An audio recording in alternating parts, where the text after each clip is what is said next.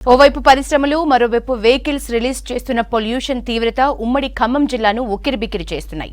కాలుష్య నియంత్రణ మండలి హెచ్చరికలు సైతం బేఖాతరవుతున్నాయి. అదుపు చేసి చర్యలు తీసుకోవాల్సిన కంట్రోల్ బోర్డు నిద్ర అవస్థలో ఉందనే ఆరోపణలు ఉన్నాయి.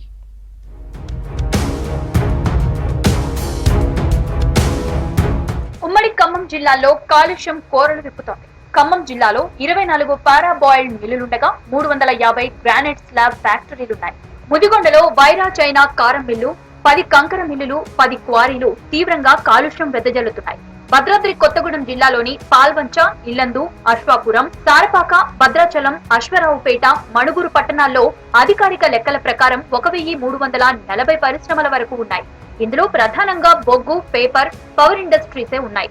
వీటి నుంచి వెలువడుతున్న కాలుష్యం అంతా ఇంతా కాదు. సత్తుపల్లి ఓపెన్ కాస్ట్ల యొక్క పరిస్థితి, అక్కడ ఏర్పాటు చేసినటువంటి యొక్క బొగ్గు యంత్రం యొక్క దుమ్ము గాలిలో కలిసిపోవటం వలన ఏర్పడిన పెట్రోలు, డీజిలు ఇలాంటి అని గ్యాస్ను మండించడం అయితే, పెట్రోల్, డీజిల్ ఇతర వాహనాల ద్వారా వినియోగించడం అయితే ఇవంతా కూడా పెద్ద ఎత్తున జరుగుతూ ఉంది. ఇది ప్రభుత్వాలు బాధ్యతారహితంగా ఉన్నటువంటి పరిస్థితి వలన జరుగుతూ ఉందని చెప్పి ఘన, ద్రవ, వాయు రూపంలో వెలువడుతున్న కాలుష్యం పర్యావరణానికి ఎనలేని విఘాతం కలిగిస్తుంది. ముఖ్యంగా ఐటీసీ పరిశ్రమ వ్యర్థాలతో ఇప్పటికే గోదావరి కాలుష్య కాసరంగా మారింది. దీంతో గోదావరిలో బతికే చేపలు, రొయ్యలు, వివిధ రకాల జీవులు మృతి చెందుతున్నాయి. గోదావరిలోనే లభ్యమయ్యే తిలాపియా అనే ఒక రకమైన అరుదైన చేప ఇప్పుడు గతించిన జీవుల జాబితాలో చేరింది. ప్రకృతిలో ఉండే అరుదైన జీవుల సంఖ్య గణనీయంగా తగ్గిపోతుంది. వాహనాలు బాగా పెరిగిపోయి వాతావరణ కాలుష్యం అనేది విపరీతంగా పెరిగి ప్రజల యొక్క ఆరోగ్యాలు దెబ్బతింటున్నాయి. డైలీ వాహనాలు అనేటువంటివి ఎప్పుడు పడితే అప్పుడు రోడ్ల మీద కంటిన్యూగా తిరగటం వల్ల కూడా పొల్యూషన్ బాగా పెరిగిపోయి డీజిల్, పెట్రోల్ వాడకం పెరిగిపోయి మొత్తం పొగమయమైపోయి ప్రజల యొక్క ఆరోగ్యాలు దెబ్బతింటూ ఉన్నాయి. ఉమ్మడి ఖమ్మం జిల్లాలో 2 వీలర్, 4 వీలర్ల సంఖ్య గణనీయంగా పెరిగింది. ఖమ్మంలో అన్ని వెహికల్స్ కలిపి 4.50 లక్షల వరకు ఉన్నాయి. ఇక ఆటోల విషయం గురించి చెప్పనక్కర్లేదు. ఏ ఊళ్ళో చూసినా తక్కువగా 10 ఆటోలున్నాయి. పాత వాహనాలు పొల్యూషన్ ని వెదజల్లుతున్నప్పటికీ అధికారులు ప్రజల ప్రాణాలు కాపాడటంలో విఫలం చెందుతున్నారన్న ఆరోపణలున్నాయి. నెల వాహనాలు పెరుగుతుండడం, దాని ద్వారా వచ్చే కాలుష్యంతో ఏజెన్సీ ప్రాంతాల్లోనూ ఇబ్బందులు తప్పడం లేదు.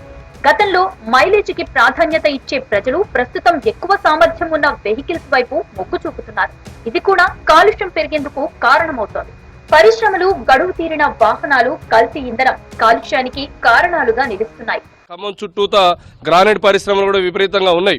ఆ గ్రానైట్లో వచ్చే డస్ట్ కూడా ఇవాళ ఖమ్మం నగరంలో వస్తున్నటువంటి పరిస్థితులు ఉన్నాయి. అందుకని అట్లే అనధికారికంగా నడిచేటువంటి కొన్ని ఫ్యాక్టరీలు కూడా ఉన్నాయి.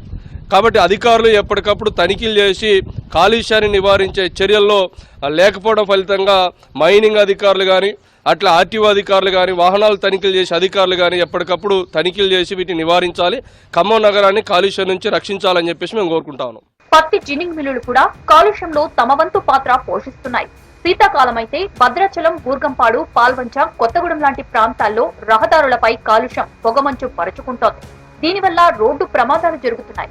ఇక ఆస్తమా రోగుల పరిస్థితి అయితే అగమ్య గోచరంగా మారింది. పొల్యూషన్ కంట్రోల్ బోర్డు అధికారులు అవినీతి కారణంగానే ఈ స్థాయిలో వాతావరణం దెబ్బతింటుందనే ఆరోపణలున్నాయి.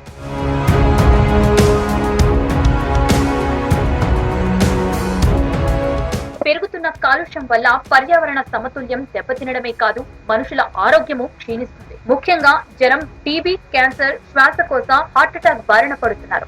గతంతో పోలిస్తే రోగుల సంఖ్య నానాటికి పెరుగుతుండటం ఆందోళన రేకెత్తిస్తోంది. వీరంతా కాలుష్యం కారణంగానే హృద్రోగ సమస్య లేక శ్వాసకోశ సమస్యలతో బాధపడుతున్నట్లు డాక్టర్లు చెబుతున్నారు. దీనివల్ల రెస్పిరేటరీకి సంబంధించిన ఇల్నెసెస్ విపరీతంగా పెరిగిపోతున్నాయి. ఆస్తమా అయితేనేమి, సిఓపిడి అంటాం, స్మోకర్స్ ఆస్తమా, ఇలాంటివన్నీ పెరిగిపోతున్నాయి. ఇవన్నీ అల్టిమేట్గా లాంగ్ టర్మ్ ఎక్స్పోజర్ వల్ల లంగ్ క్యాన్సర్ వరకు కూడా లీడ్ చేస్తున్నాయి. చిన్న పిల్లల్లో, బాగా వయసు మళ్ళిన వాళ్ళల్లో రెస్పిరేటరీ సమస్యలు విపరీతంగా పెరిగిపోతున్నాయి. అదే కాకుండా యంగ్ ఆస్థమాటిక్స్ వల్ల కూడా ఆల్రెడీ నోన్ ఆస్థమాటిక్స్కి ఎగ్జాజర్బేషన్స్ ఎక్కువగా రావడం వల్ల కూడా క్వాలిటీ ఆఫ్ లైఫ్ పడిపోతుంది. కాలుష్యంపై అవగాహన కల్పించాల్సిన అధికారులు మాత్రం నిద్రావస్థలో ఉన్నారు. నివేదికలు పంపటం లేదనే విమర్శ ప్రజల నుంచి బలంగా వినిపిస్తుంది.